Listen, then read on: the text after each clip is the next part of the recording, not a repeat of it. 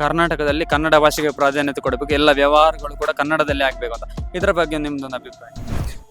ಅವ್ರೇನು ಡಿಸಿಷನ್ ತೊಗೊಂಡಿರಲಿಲ್ಲ, ಅದು ತುಂಬ ಮಹತ್ವಪೂರ್ಣವಾಗಿದೆ. ಯಾಕಂದರೆ ಕರ್ನಾಟಕದಲ್ಲಿ ಈಗ ಆಲ್ಮೋಸ್ಟ್ ಎಲ್ರಿಗೂ ಕನ್ನಡ ಮಾತಾಡೋಕ್ಕೆ ಬರುತ್ತೆ. ಇದ್ರ ಬಗ್ಗೆ ಒಂದು ಕಾನೂನು ಪ್ರಕಾರ ಮಾಡಿದ್ರೆ ಬಹಳ ಒಳ್ಳೇದಾಗುತ್ತೆ, ಪ್ರತಿಯೊಬ್ಬರಿಗೂ ಅನುಕೂಲ ಆಗುತ್ತೆ. ಅದರಲ್ಲೂ ಕನ್ನಡದಲ್ಲಿರೋರಿಗೆ ಎಷ್ಟೋ ಸರಿ ಕನ್ನಡ ಕೆಲವರಿಗೆ ಭಾಷೆಗಳು ಅದರಲ್ಲಿ ಕೆಲವೊಂದು ಅರ್ಥಗಳು ಸಿಗ್ತಾ ಇಲ್ಲ.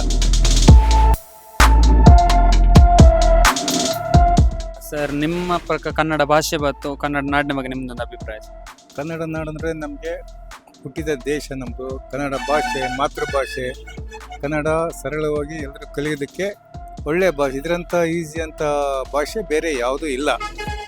ಕಲಿಯೋದಕ್ಕೆ ತುಂಬ ಕಷ್ಟ ಇದೆ, ಆದರೆ ಕಲಿತ ಮೇಲೆ ಭಾಳ ಸುಲಭ. ಬೇರೆ ಅಕ್ಷರಗಳಿಗೆಲ್ಲ ಹೋಲಿಸ್ಕೊಂಡ್ರೆ ಕನ್ನಡದಲ್ಲಿ ಅಕ್ಷರಗಳು ಜಾಸ್ತಿ ಇದೆ.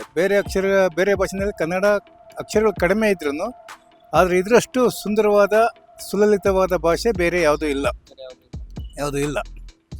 ನಮ್ಮ ಕನ್ನಡದಲ್ಲಿ ಇರೋರಿಗೂ ಮಾತ್ರ ಕನ್ನಡ ಭಾಷೆ ಬಹಳ ಅತ್ಯಮೂಲ್ಯವಾದ ಭಾಷೆ. ಮತ್ತು ಇವತ್ತು ಅಮಿತ್ ಶಾ ಅವರು ಹೇಳಿದ್ದಾರೆ, ಕನ್ನಡ ನಾಡಿನಲ್ಲಿ ಕನ್ನಡ ಭಾಷೆಗೆ ಪ್ರಾಧಾನ್ಯತೆ ಕೊಡಬೇಕು, ಎಲ್ಲ ವ್ಯವಹಾರಗಳೆಲ್ಲ ಕನ್ನಡ ಭಾಷೆಯಲ್ಲಿ ನಡಿಬೇಕು ಅಂತ. ಇದ್ರ ಬಗ್ಗೆ ಒಂದು ಕಾನೂನು ಪ್ರಕಾರ ಮಾಡಿದ್ರೆ ಬಹಳ ಒಳ್ಳೇದಾಗುತ್ತೆ, ಪ್ರತಿಯೊಬ್ಬರಿಗೂ ಅನುಕೂಲ ಆಗುತ್ತೆ. ಅದರಲ್ಲೂ ಕನ್ನಡದಲ್ಲಿರೋರಿಗೆ ಎಷ್ಟೋ ಸರಿ ಕನ್ನಡ ಕೆಲವರಿಗೆ ಭಾಷೆಗಳು ಅದರಲ್ಲಿ ಕೆಲವೊಂದು ಅರ್ಥಗಳು ಸಿಗ್ತಾ ಇಲ್ಲ ಕನ್ನಡದಲ್ಲಿ. ಅದರಿಂದ ಇದನ್ನು ಕಾನೂನಲ್ಲಿ ಜಾರಿಗೆ ತಂದು ಮಾಡಿದ್ರೆ ಎಲ್ರಿಗೂ ಭಾಳ ಅನುಕೂಲ ಆಗುತ್ತೆ. ಭಾಳ ಒಳ್ಳೆ ಇದು ಮಾಡ್ತಾ ಇರೋದು ಅವರು, ಭಾಳ ಒಳ್ಳೇದಾಗುತ್ತೆ, ಅದರಲ್ಲಿ ತಪ್ಪೇನಿಲ್ಲ. ಕನ್ನಡ ನಾಡು ಹಾಗೂ ಕನ್ನಡ ಭಾಷೆ ಬಗ್ಗೆ ನಿಮ್ದೊಂದು ಅಭಿಪ್ರಾಯ? ಕನ್ನಡ ಬಂದ್ಬಿಟ್ಟು ಲೈಕ್ ಪುರಾತನ ಕಾಲದಿಂದಲೂ ಕನ್ನಡಕ್ಕೆ ಅದರದ್ದೇ ಆದಂಥ ಒಂದು ಪ್ರಾಮುಖ್ಯತೆ, ಅದರದ್ದೇ ಆದಂಥ ಒಂದು ಮಹತ್ವವಿದೆ.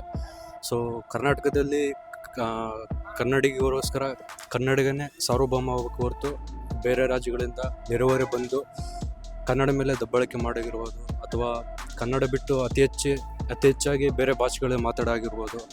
ಸೊ ಈ ಥರ ಮಾಡೋದೆಲ್ಲ ತುಂಬ ತಪ್ಪು ಅನ್ನೋದಕ್ಕಿಂತ ಹೆಚ್ಚಾಗಿ ಅಷ್ಟು ಕರ್ನಾಟಕದಲ್ಲಿ ಕನ್ನಡಿಗನೇ ಸಾರ್ವಭೌಮ ಆಗಿರ್ಬೋದು. ಸರ್, ಅದಷ್ಟೇ ಅಲ್ಲದೆ ಇವತ್ತು ಅಮಿತ್ ಶಾ ಅವರು ಹೇಳಿದ್ದಾರೆ, ಕರ್ನಾಟಕದಲ್ಲಿ ಕನ್ನಡ ಭಾಷೆಗೆ ಪ್ರಾಧಾನ್ಯತೆ ಕೊಡಬೇಕು, ಎಲ್ಲ ವ್ಯವಹಾರಗಳು ಕೂಡ ಕನ್ನಡದಲ್ಲೇ ಆಗಬೇಕು ಅಂತ.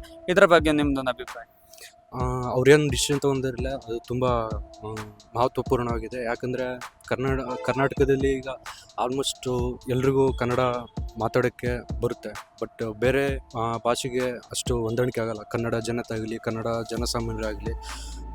ಸೊ ಹಂಗಾಗಿ ಕನ್ನಡಕ್ಕೆ ತುಂಬ ಪ್ರಾಮುಖ್ಯತೆ ಕೊಟ್ಟರೆ ಕನ್ನಡದಲ್ಲಿ ಬೆಳೆದಿರುವಂಥ ಕನ್ನಡಿಗರಿಗೆ ತುಂಬ ಒಳ್ಳೆಯದಾಗುತ್ತೆ. ಸೊ ನಾವು ಬಂದುಬಿಟ್ಟು ವಿಪ್ರೋ MNC ಕಂಪ್ನಿಲಿ ವರ್ಕ್ ಮಾಡೋದು ಸರ್. ಸೊ ಆ್ಯಕ್ಚುಲಿ ನಮ್ಮದು ಎಲ್ಲ ಇಂಗ್ಲೀಷ್ ಕಾನ್ವರ್ಸೇಷನ್ ಇದೆ.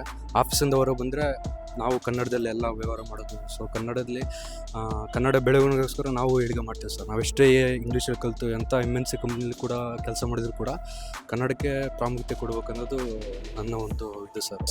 ಸೊ ನನ್ನೇ ತಗೊಳ್ಳಿ ಸರ್, ಆ್ಯಕ್ಚುಲಿ ನಾವು ಆಫೀಸಲ್ಲಿ ಏನೂ ಎಲ್ಲ ಇಂಗ್ಲೀಷೇ ಮಾತಾಡೋದು, ಇಂಗ್ಲೀಷು.